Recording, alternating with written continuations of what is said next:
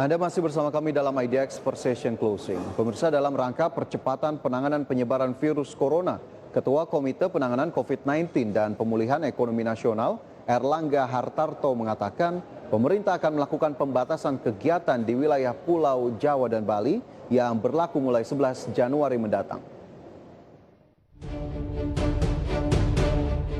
Ketua Komite Penanganan COVID-19 dan Pemulihan Ekonomi Nasional Erlangga Hartarto mengatakan pemerintah melakukan pembatasan kegiatan di wilayah Pulau Jawa dan Bali mulai dari 11 hingga 25 Januari 2021. Pembatasan kegiatan tersebut dilakukan merujuk pada Peraturan Pemerintah Nomor 21 Tahun 2020 tentang pembatasan sosial berskala besar dalam rangka percepatan penanganan COVID-19. Erlangga menambahkan pembatasan Jawa Bali dikarenakan wilayah tersebut memenuhi beberapa dari 4 parameter yang ditetapkan, yakni kematian nasional sebesar 3%, kemudian tingkat kesembuhan di bawah 82%. Nah, penerapan pembahasan secara terbatas tersebut dilakukan di Provinsi Jawa Bali karena di seluruh provinsi tersebut memenuhi salah satu dari 4 parameter yang ditetapkan. Jadi DKI Jakarta bed occupancy rate-nya di atas 70%, untuk Banten bed occupancy rate di atas 70%. Nantinya pemerintah akan terus melakukan evaluasi terkait pembatasan di Pulau Jawa Bali tersebut. Pemerintah juga akan melakukan pengawasan ketat mengenai protokol kesehatan. Dari berbagai sumber untuk IDX Channel.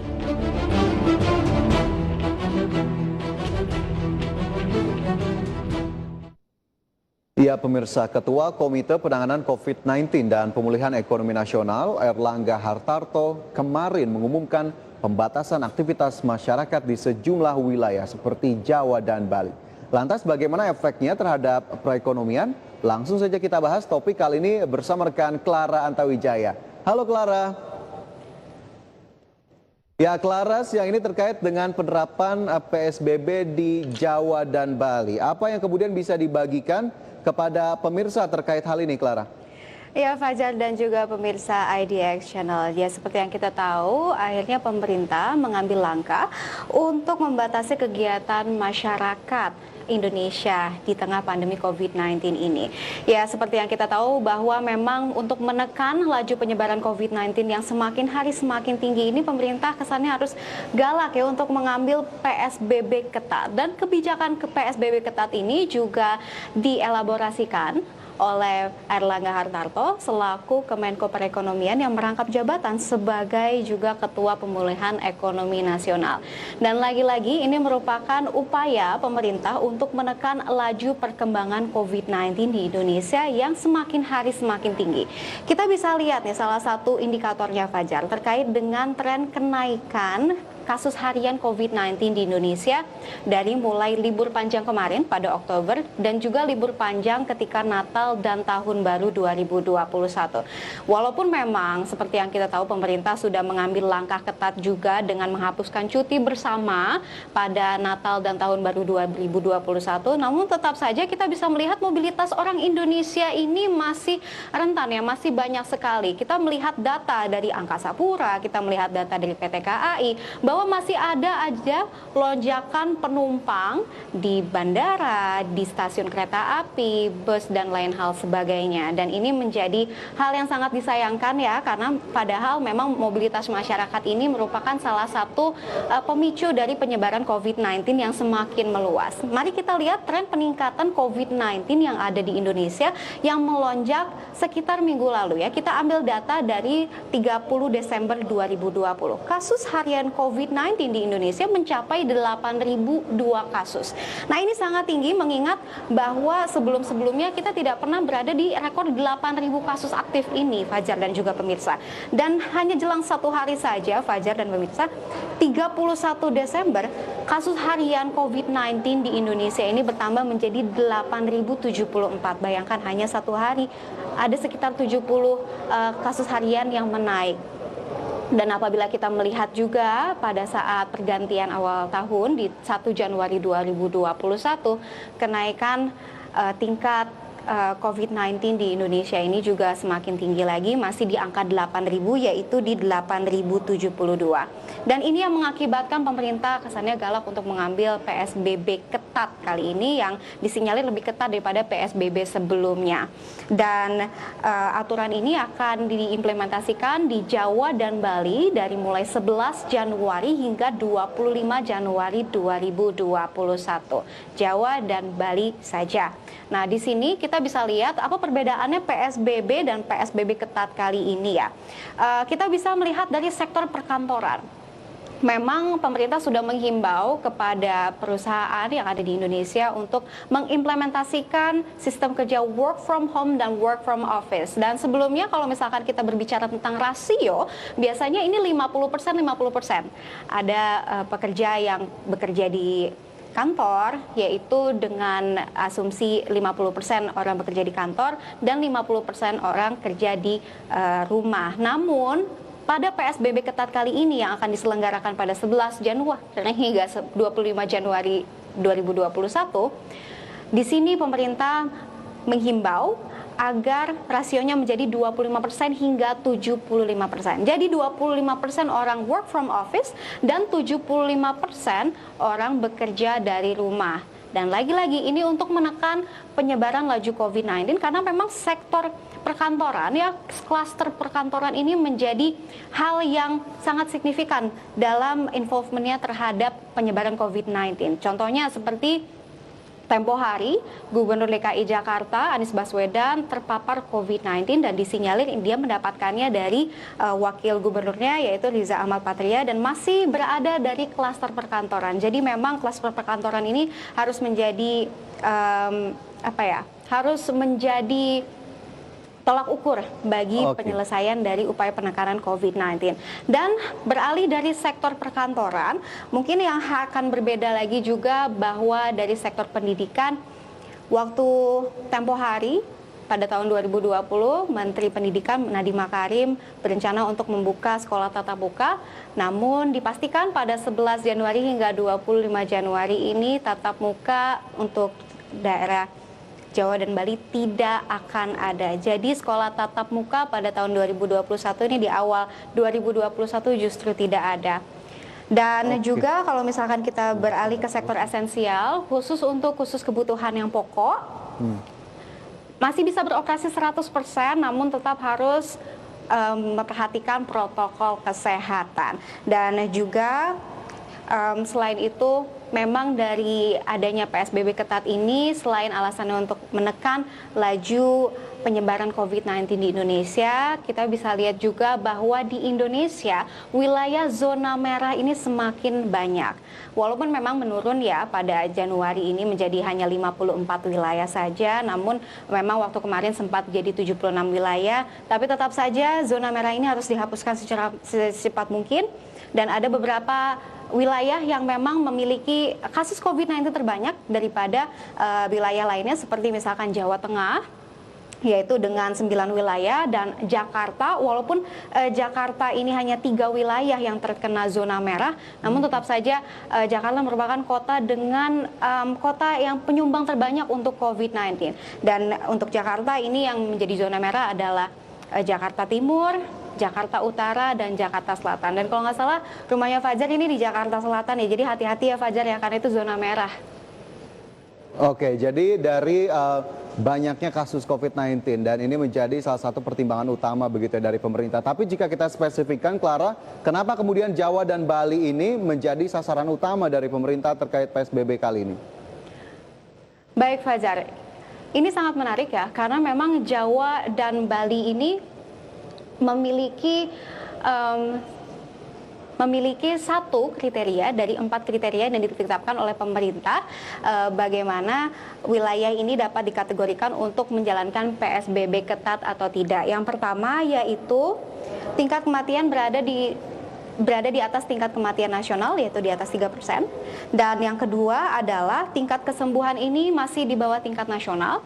Dan yang ketiga, kasus aktif berada di bawah kasus aktif nasional, yaitu 14%. Dan juga yang keempat adalah tingkat okupansi rumah sakit bed occupancy ratio dan juga ruang ICU ini mencapai 70%. Ya, seperti yang kita tahu banyak sekali rumah sakit khusus penanganan COVID-19 di Jakarta yang bed ratio-nya, bed occupancy-nya di atas 100%. Banyak sekali masyarakat yang ingin berobat COVID-19 tetapi tidak bisa melakukan pengobatan di rumah sakit tersebut karena alasannya tidak ada tempat atau bed occupancy-nya sudah tidak ada. Begitu, Fajar. Oke, nah dari Jawa dan Bali, adakah wilayah-wilayah spesifik yang memang ditujukan untuk pengetatan PSBB kali ini, Clara?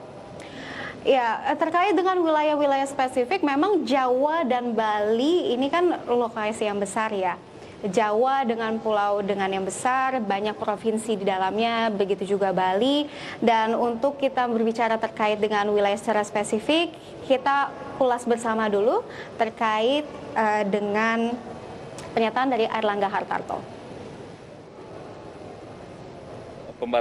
Pembahasan secara terbatas tersebut dilakukan di Provinsi Jawa Bali karena di seluruh provinsi tersebut memenuhi salah satu dari 4 parameter yang ditetapkan. Jadi DKI Jakarta bed occupancy rate-nya di atas 70%, untuk Banten bed occupancy rate di atas 70%. Oke, itu tadi ada satu pernyataan begitu ya dari Ketua KPCPEN termasuk Menko Perekonomian Airlangga Hartarto. Nah, terkait hal ini, Clara, apakah kemudian PSBB kali ini akan berdampak juga kepada sektor retail? Ya, betul sekali. Menurut Menteri Keuangan Sri Mulyani, kali ini PSBB ketat ini akan sangat berkaitan erat dengan perekonomian Indonesia, apalagi terkait dengan people's purchasing power atau daya beli masyarakat. Ya, seperti yang kita tahu bahwa pada April dan Mei 2020 ketika virus corona ini di Indonesia sedang hype-hype-nya, kita tahu bahwa perekonomian Indonesia ini terperosok sangat jauh, yaitu di minus 5,32%. Dan lagi-lagi ketika September 2020, ketika memang kasus COVID-19 kembali naik di Indonesia, PDB Indonesia masih terperosok jauh di minus 3,49% dan ini yang mengakibatkan Indonesia masuk ke dalam jurang resesi. Dan dalam hal ini sektor yang perlu diwaspadai adalah retail seperti yang Fajar bilang tadi, pariwisata dan juga sektor properti komersil seperti pusat perbelanjaan, mall begitu ya. Karena memang dengan adanya PSBB, pemerintah ini kan sudah membatasi jam operasional dari pusat perbelanjaan.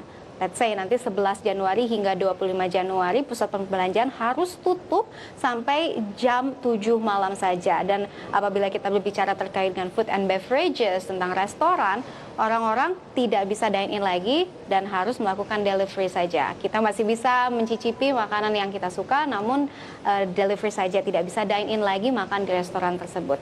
Dan ini terkait dengan pembatasan jam operasional, tentu ini erat kaitannya dengan tenan, terkait dengan banyaknya orang yang akan mengunjungi pusat perbelanjaan. Ya, seperti yang kita tahu, tenan di sini juga membayar sewa gitu ya terhadap pusat perbelanjaan. Dan apabila tenan memiliki pengunjung yang sedikit, tentu ini pasti memiliki kaitan yang sangat erat dengan pengusaha mal, sehingga pengusaha yang memiliki tenan ini tidak dapat membayarkan sewanya dan ya worst case scenario mereka tidak akan dapat membayar sewa tersebut dan tidak akan meneruskan sewanya. Ini yang dikhawatirkan oleh pusat perbelanjaan yang ada di